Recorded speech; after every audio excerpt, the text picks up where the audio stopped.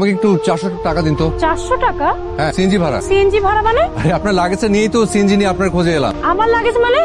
এই যে এটা আমার লাগেজ, আপনাকে কে বললো? কেউ বলেনি, আশেপাশে কেউ ছিল না, তাই ভাবলাম আপনার লাগেজ। কেন এটা না, দাঁড়ান, এটা রেখে আমাকে 400 টাকা দেন, আমি পরে টাকা দিয়ে এটা নিয়ে যাবো। আপনার সিএনজি ভাড়া আমি কেন দিব বলেন তো? তা ঠিক, আপনি আমার ভুলের মাসুল কেন দিবেন? আচ্ছা, আমাকে 400 টাকা লোন দেন। আপনাকে আমি চিনি না, জানি না, 400 টাকা লোন কেন দিব বলেন তো? আপনার কাছে থাকলে দেবেন, না থাকলে নাই। আমার থাকলেই বা আপনাকে কেন দিব? আমার বাবা কি বলতো জানেন? বাবা বলতো যে যখন পারবি না তখন সহযোগিতা নিবি, হাল ছাড়বি না, হেরে যাবি না। আর যখন পারবি তখন সাধ্য মতো সহযোগিতা করবি। ভাই আমার টাকাটা একটু আমার দেরি হয়ে যাচ্ছে। আচ্ছা, একটু দাঁড়ান। আমার কাছে এই মুহূর্তে কোনো টাকা নেই, ঠিক আছে? আমি আপনাকে এই ঘড়িটা দিচ্ছি, মানে জমা রাখতেছি। আপনার কাছে অনুরোধ, এই ঘড়িটা আপনি বেচে ফেলেন না। আমি আপনাকে টাকা দিয়ে আপনার 400 টাকা দিব, দিয়ে এই ঘড়িটা আমি নিয়ে যাবো। এটা হচ্ছে আপনার ফোন নাম্বারটা লাগবে, আপনার গাড়ির নাম্বারটা আমি রাখবো, আর আপনার বাসার ঠিকানা। এই যে শুনেন, আপনার নাম্বারটা আমাকে দেন, আমি আপনাকে টাকা পাঠিয়ে দিচ্ছি, ক্যাশ করে নেবেন। আমার কাছে কোনো ফোন নাই, মানে মোবাইল নেই আর কি। আপনি এক কাজ করেন, কাইন্ডলি সিনজি ভাইয়ের ফোন নাম্বারটা আর গাড়ির নাম্বারটা আপনার মোবাইলে একটু টুকে রাখেন। নাম্বার কত ভাই? 017 017 আর সিএনজি নাম্বার হচ্ছে ঢাকা মেট্রো থ 146439 ঢাকা মেট্রো থ। ঠিক আছে ভাই, আপনি যেতে পারেন, কিন্তু আমি লাগেজটা নিয়ে এখন কি করবো বলেন তো? আপনি লাগেজটা নিয়ে কি করবেন সেটা আমার দেখার বিষয় না। আমি যে সিএনজি ওয়ালার নাম্বার, সিএনজি নাম্বার নিলাম, এটা দিয়ে আমি এখন কি করব? কাগজের মধ্যে আমাকে একটু এই ফোন নাম্বারটা, সিএনজি নাম্বারটা আমাকে একটু লিখে দেন। কি ব্যাপার? আসসালামু আলাইকুম। ওয়ালাইকুম আসসালাম। ভালো আছেন? হ্যাঁ ভালো আছে। আপনাকে তো মানে তোমাকে তো চিনতে পারছি। মানে অন্য একজনের উপকার করতে এসে নিজেই বিপদের মধ্যে পড়ে কি করবো সেটা বুঝতে পারছেন না। কি করবো বলেন তো? কিসের বিপদ? পুরো ডিটেইলে বলবো নাকি এই মুহূর্তে যে বিপদে আছি সেটা বলবো? এই মুহূর্তের সমস্যাটা কি? সকাল থেকে শুধু পানি, কোনো নাস্তা করিনি, পকেটে নট সিঙ্গেল টাকা। এটাই একটা বড় সমস্যা। তো খাওয়ার ব্যবস্থা করতো। আর শুধু গাড়ি সাইড করে রাখো, ভিতরে ঢুকাইতে হবে না, আমি বেরোচ্ছি এখন। না না, লাগেজ টাগেজ নিয়ে ঢোকা যাবে না। এর মধ্যে কি বোম টম না পিস্তল টিস্তল আছে কে জানে? আর এখানে যদি অন্য কিছু থাকে, বাইরে থেকে লাগছে যদি কেউ নিয়ে যায়, তখন ঠিক আছে, আমার ভেতরে ঢোকা লাগবে না। আপনি খাবারটা নিয়ে আসেন এখানে, আমি এখানে বসেই খাবো। মানে? এখানে এই ফুটপাতের মধ্যে বসে খাই, কোনো অসুবিধা নেই তো। ফুটপাতে কত খেয়েছি। না হয় এখানে এইভাবে খাওয়ার অভ্যাস আছে, আমাদের এভাবে খাওয়ানোর অভ্যাস নেই। দরজার বাইরে বসে খাওয়ার অভ্যাস তো আমারও নেই, আজকে খাবো, অভ্যাস হয়ে যাবে। আচ্ছা, এই গেটের ভেতর বসেন।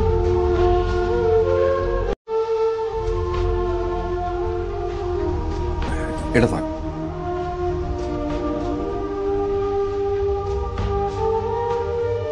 খাওয়া শেষ?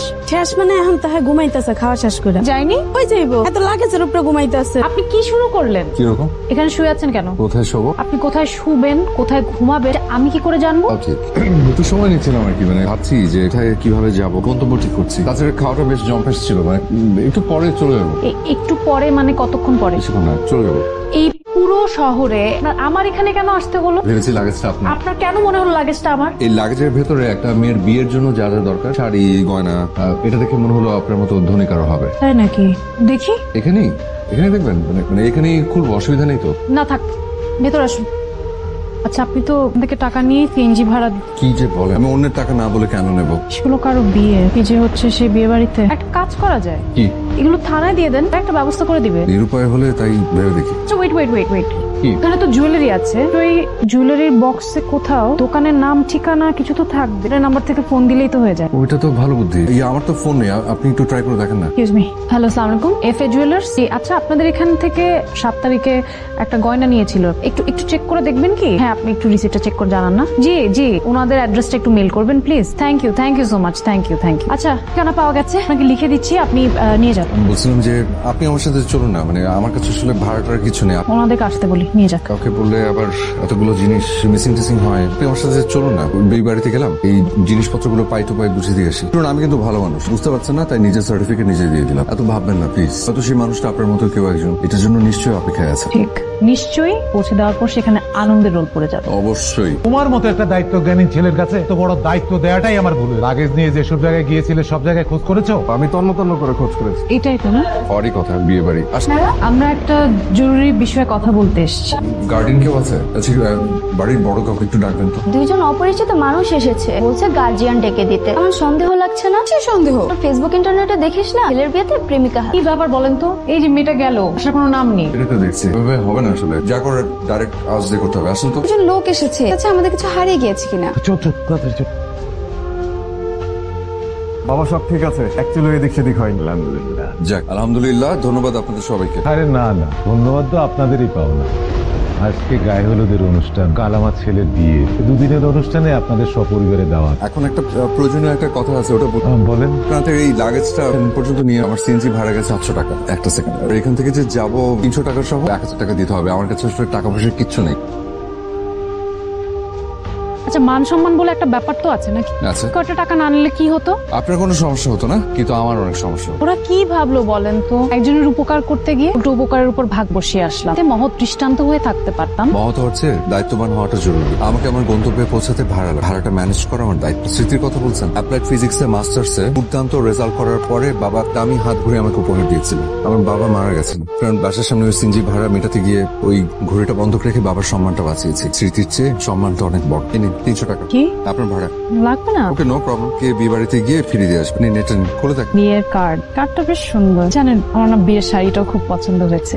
বিয়ের যে গয়নাগুলো সেগুলো অনেক সুন্দর। নিশ্চয়ই কালকে মেয়েটাকে দেখতে সুন্দর লাগবে, তাই না? মনে হয়। যাবে? হ্যাঁ, আমাকে এখনই যেতে হবে। সেটা বলছি না, কাল বিয়েতে যাবেন? আপনি যাবেন? যদি আপনি যান তাহলে না, মানে আজ যেমন আপনি বললেন আমি আসলাম, তেমন আজ আমি বললে আপনি কাল আসবেন। বিয়ের শাড়ি গয়না এত সুন্দর, মানে হয় না মাঝে মাঝে খুব দেখতে ইচ্ছা করে মেয়েটাকে কেমন লাগবে।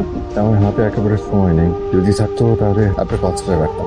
সরি, আমি হুট করে বিয়ের আসরে অনেক বেশি এক্সাইটেড হয়ে গিয়ে সারাদিন আপনাকে অনেক সন্দেহ করেছি। এটা ঠিক হয়নি। 4 দিনের এত সুন্দর কথাগুলোকে ঠিক না বলে ফেলে দেবেন না প্লিজ। সারাদিন যে আপনাকে আমি চিনেছি সে আপনি না। এই আপনি সত্যিকারের আপনি। আজ রাত 4টায় আমার ফ্লাইট। বলেন কি? জাপানে একটা স্কলারশিপ পেয়েছি। আগে বলেননি কেন? আগে বলে কি হতো? তাই তো, আগে বললে কি হতো? আপনার পাসপোর্ট টিকিট সব আছে তো ঠিকঠাক? একটা গ্রুপে যাচ্ছি, সবকিছু ওদের কাছে জমা দেওয়া আছে। আপনি এভাবেই যাবেন? সারাদিন একই পোশাকে চেঞ্জ করবেন না? কাল সবকিছু হাওয়া হয়ে গেছে। ওই নিত্য প্রয়োজনীয় জিনিস সহ একটা ব্যাগ ছিল, সেটা দুলাভাইয়ের একটা পরে বেরিয়েছিলাম, ভেবেছিলাম ফেরত দিব, হাতে তো সময় নেই। আমাকে আসলে এখনই যেতে হবে। তবে একটা কথা, আজকে সারাটা দিন আপনার সান্নিধ্যে যেভাবে কাটলো, বিশ্বাস করেন চাইলেও আমি কোনোদিন সেটা ভুলতে পারবো না। হ্যাঁ, আমার হাতে আসলে একেবারে সময় নেই। এই সাজ পোশাকে আবার কবে আসবেন? অপেক্ষা করবেন? এটা নিন, হঠাৎ মনে এলো তাই লিখে ফেললাম। আমি কিন্তু কবি না, আমার কাছে মনে হয় যে মনের ভাব প্রকাশ করার জন্য কবি হতে হয়। আপনি আমার নামটাই জানেন, আমার নাম আব্দুল হাই। আর কত অপেক্ষা করবি? বলেছি না এটা নিয়ে আর কোনো কথা বলবে না। বলবো না কেন বল? প্রায় 2 বছর হয়ে গেল ছেলেটার কোনো খবরাখবর নাই। দুনিয়াটা এখন মানুষের হাতের মুঠোয়, আর এই ছেলে না আছে কোনো ফোন, না কোনো যোগাযোগ। তার জন্য কেন? তোমাদের বিয়ের কত বছর হলো বলো তো? এখনো কেন তুমি রাত করে বাড়ি ফিরলে আর খাবার নিয়ে তোমার জন্য অপেক্ষা করে? আমাদের তো বিবাহিত জীবন, তোদের বিবাহিত জীবনে দুঃখ, আনন্দ, বেদনা নিয়েই তো আছে। আমারও এটাই হবে। দেখো, তুমি বসো, আমি বলছি। লাগেজটা কি ভেতরে আনতে পারি না এখানেই থাকবে? পারবেন, পরে রেখেছি যাতে হারিয়ে না যায়। ভুল করেছি। কে এলো রে মা? যার অপেক্ষায় ছিলে সে এসেছে। আর তুমি ছিলে না কোথায়? অপেক্ষায়?